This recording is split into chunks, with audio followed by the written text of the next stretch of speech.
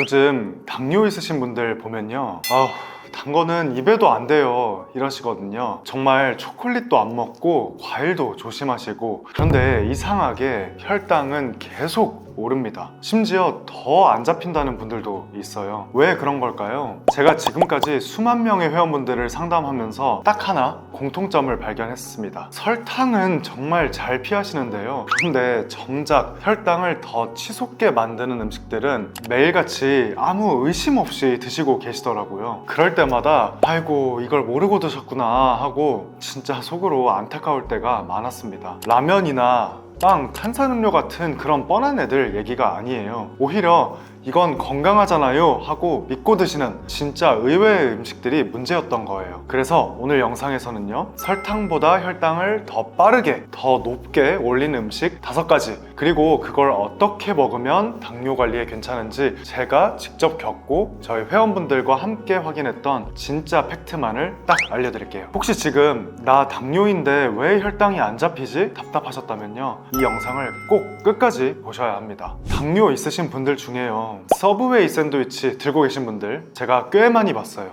서브웨이 참 건강해 보이거든요. 채소도 듬뿍, 고기도 들어있고 포장지마저 초록색, 믿음직하잖아요. 그런데 이게 바로 혈당 스파이크의 지름길일 수 있습니다. 서브웨이는 빵 종류만 6가지나 돼요. 이름은 다양하지만 결론은 하나입니다. 밀가루. 그리고 빵을 만들 때 설탕이 기본적으로 들어갑니다. 선생님, 제가 먹는 건 허니오트 통밀빵인데요? 하면서 억울해 하시는데요, 근데요, 그건 통밀 느낌만 나는 밀가루빵입니다. 겉에 귀리 좀 뿌려주고 위에 당 시럽을 슬쩍 발라서 건강한 척 하면서 달달하게 마무리한 거죠. 통밀, 이 귀리 이런 단어만 들어도 뭔가 몸에 좋을 것 같잖아요. 그런데 그걸 곱게 갈아서 빵으로 만들어 버리면요, 식이섬유는 거의 다 날아가고 혈당은 훅 하고 올라가 버립니다. 이런 걸 가공탄수화물이라고 하는데요, 당뇨 환자분들은 특히나 조심하셔야 해요. 그러면 빵만 피하면 되냐고요? 아니요, 소스도 문제입니다. 렌치, 허니 머스타드, 스위트 어쩌고 저쩌고, 이 소스들 다 마요네즈 베이스에다가 그 안에 설탕이랑 나쁜 기름까지 꽉 들어 있습니다. 이 조합은요, 혈당은 확 올리고 염증 쌓이게 하고 인슐린 저항성까지 부르게 되는 당뇨에는 최악의 삼박자예요. 그렇다고 이 서브웨이 완전히 포기하실 필요는 없습니다. 방법이 있어요. 빵은 과감히 빼시고 샐러드볼로 바꿔서 채소랑 단백질 위주로 구성하시면 됩니다. 소스는요, 올리브 오일에 소금, 후추만 살짝 뿌려주세요. 이렇게만 말씀하시면 돼요. 가게 직원분도 다 알아듣습니다. 저는 오히려 이렇게 먹는 게 더 맛있더라고요. 씹히는 식감도 좋고 느끼하지도 않고요. 실제로 당뇨 있으신 회원분들께도 이렇게 바꿔보시라고 권해드렸거든요. 혈당 수치가 훨씬 안정됐고 지금도 꾸준히 이 방식으로 드시고 계세요. 그리고 뭐라고들 하시냐면요, 이럴 줄 알았으면 진작 이렇게 먹었죠. 요 말 요즘에 정말 자주 듣습니다. 이렇게 제가 서브웨이 샐러드볼을 추천해드리잖아요. 그러면 꼭 나오는 게 있어요. 선생님, 그러면 포케는요? 그것도 채소랑 생선 들어가니까 괜찮은 거 아니냐고요. 요즘 포케 많이들 드시잖아요. 회사 점심시간에도 마트 도시락 코너에서도 자주 보이더라고요. 딱 봐도 뭔가 건강한 한 끼 느낌이 나잖아요. 그런데요, 포케는 딱 한 가지를 중심에 둡니다. 바로 밥. 그것도 그냥 밥이 아니고요, 달달하게 양념한 밥을 한 공기를 꽉 채워서 나오는 경우가 굉장히 많습니다. 그 위에 올라간 채소나 단백질은 뭐다? 그냥 거들뿐. 그리고 포케에도 소스가 빠지면 섭하죠. 마요네즈, 땅콩버터, 유자 드레싱 등등 듣기만 해도 고소하고 맛있잖아요. 근데 이게요, 달달하게 생긴 혈당 지뢰입니다. 그 단맛 대부분이 설탕이거든요. 거기다가 기름까지 더해지면 혈당은 쭉쭉 올라가고 몸은 괜히 더 피곤해지는 음식이 되는 거예요. 그래도 그나마 포케가 다른 음식보다 낫지 않나 싶어서 드시는 거잖아요. 그러니까 완전히 끊으실 필요는 없습니다. 방법만 조금 바꾸면 충분히 건강하게 드실 수 있어요. 밥은 밥만 넣어주세요 라고 꼭 말씀하시고요. 그리고 그 자리에 채소랑 단백질을 듬뿍 넣어주세요. 특히 잎채소를 많이 넣는 게 좋습니다. 잎채소는 혈당을 천천히 오르게 도와주고 배도 빨리 부르게 만들어서 덜 먹게 해줘요. 소스는요, 간장이나 참기름처럼 단맛이 적은 걸로 정말 살짝만 넣는 거예요. 그리고 토핑도요, 양념된 고기보다는 연어나 아보카도 같은 좋은 지방을 추천드립니다. 제가 회원분들에게 소스를 좀 줄여주세요, 참기름이나 간장 같은 소스를 넣어주세요 라고 하면 너무 맛이 없어요, 어떻게 소스 듬뿍 안 넣고 먹어요 하시는 분들이 있는데요, 저 같은 경우에는 샐러드에 있는 그 특정 포케를 추천을 드리는데요, 그 포케 안에 할라피뇨가 들어있습니다. 할라피뇨가 좀 매콤하기도 하고 맛이 좀 독특하잖아요. 그래서 소스를 아예 안 넣고 먹어도 이 할라피뇨 덕분에 굉장히 식감을 다채롭게 좀 독특하게 만들어주면서 먹기에 괜찮더라고요. 할라피뇨도 절임류라서 혈당 올리는 거 아닌지 걱정하시는 분들이 있는데요, 절임류가 혈당을 더 올릴 수 있는 건 맞습니다. 그런데 이 소스는 설탕물입니다. 설탕물을 넣어서 먹는 것보다는 절임류 채소를 드시는 게 훨씬 낫습니다. 포케에서 밥 이야기를 제가 했잖아요. 그래서 생각난 건데, 당뇨 있으신 분들 중에 이 밥은 아예 의심조차 안 하는 분들이 진짜 많아요. 그 밥이 뭐냐면요, 바로 현미밥입니다.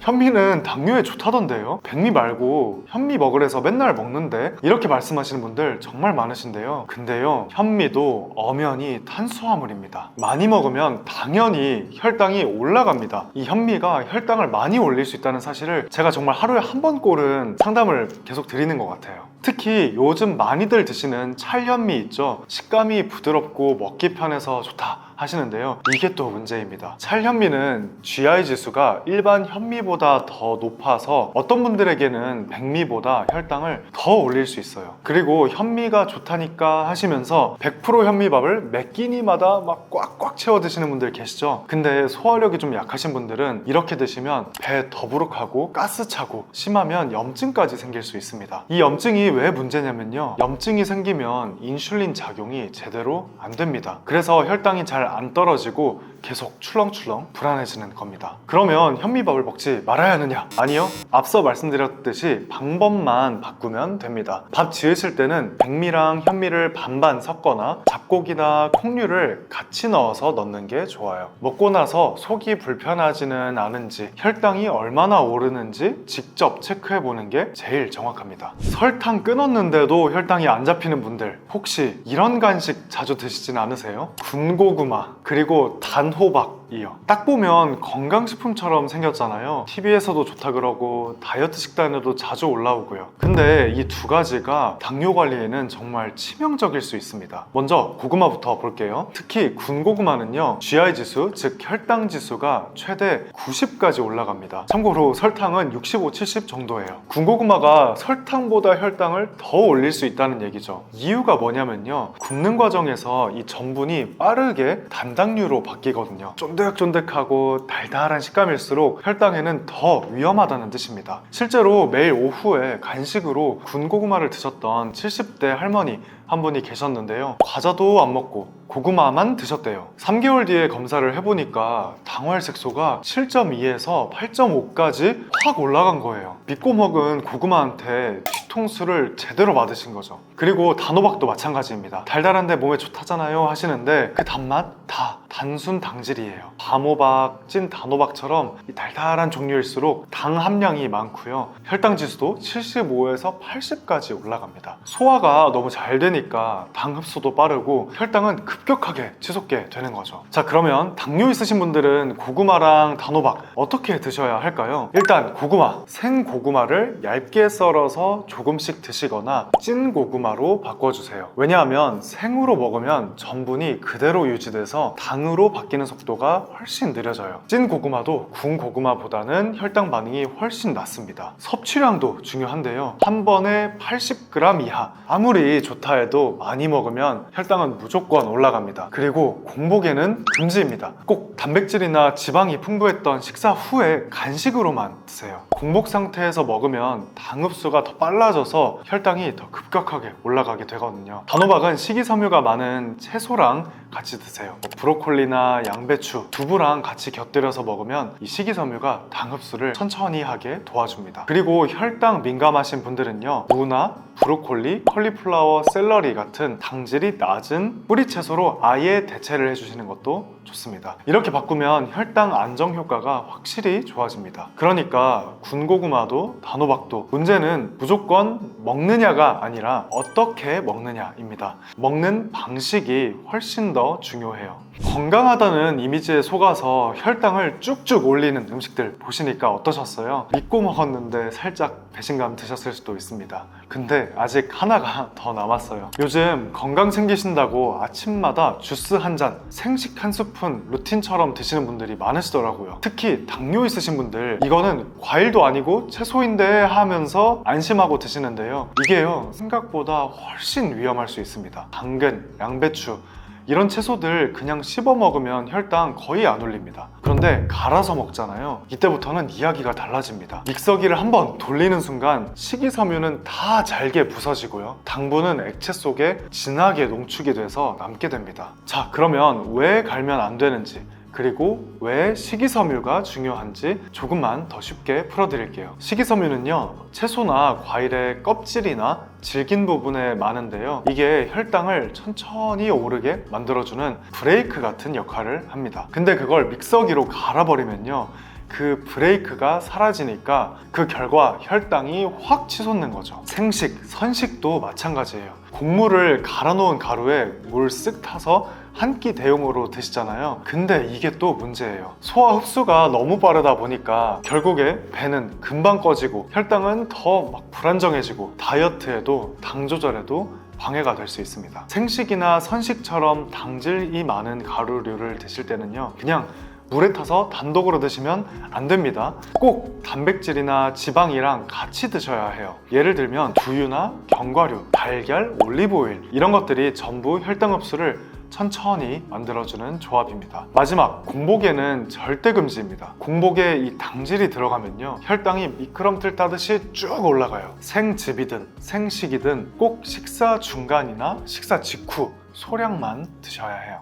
오늘 소개한 음식들 다들 착하고 건강한 줄로만 알았던 음식들이죠. 현미는 좋다더라, 고구마는 건강식이지 이런 말들 남들에게는 맞을 수 있어요. 근데 내 몸에는 아닐 수 있습니다. 그래서 진짜 중요한 건요, 그 음식이 나한테 어떻게 반응하는가예요. 같은 음식도 누군가에게는 약이 될 수 있지만 또 누군가에게는 독이 될 수 있거든요. 이 음식은 선택이고 혈당은 그 선택의 결과입니다. 그러니까 이제부터는 건강하더라 그런 말보다는 나한테 괜찮은 음식인가를 먼저 따져보셨으면 좋겠습니다. 나한테 맞는 음식을 쉽게 찾는 방법은 고정 댓글을 확인해 주세요.